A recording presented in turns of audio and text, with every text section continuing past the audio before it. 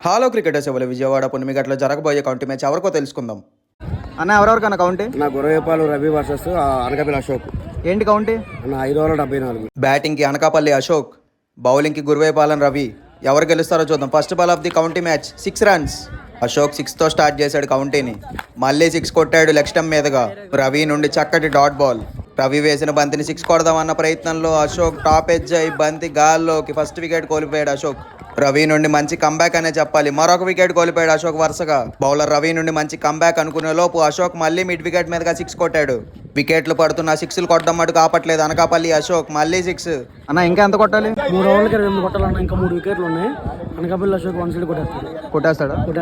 మరి అన్నయ్య చెప్పినట్టు 1 సైడ్ కొడతాడు లేదో చూద్దాం. మరొకసారి బంతి గాల్లోకి మిడ్ వికెట్ మీదుగా 3వ వికెట్ కోల్పోయే అవకాశం. 3rd wicket gonna. 3వ వికెట్ కోల్పోయిన వెంటనే అనకాపల్లి అశోక్ నుండి మళ్ళీ గాల్లోకి లెగ్ స్టంప్ మీదుగా వికెట్ పడుతుందా? లేదు. 6 runs.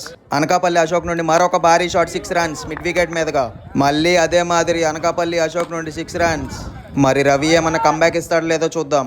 మరొకసారి అనకాపల్లి అశోక్ నుండి బంతి గాల్లోకి 4వ వికెట్ కోల్పోయే అవకాశం. లేదు. 6 runs. రవి వేస్తూనే ఉన్నాడు, అనకాపల్లి అశోక్ కొడుతూనే ఉన్నాడు లెగ్ స్టంప్ మీదుగా 6 runs. మ్యాచ్ ఆల్మోస్ట్ అయిపోయింది. ఇంకా 3 రన్లు మాత్రమే కొట్టాలనగా సింగిల్ తీశాడు సింపుల్ గా అశోక్. మ్యాచ్ అయితే ఇచ్చేయడం జరిగింది బౌలర్ రవి. అన్నయ్య చెప్పినట్టు 1 సైడ్ గానే కొట్టాడు అశోక్. Well played.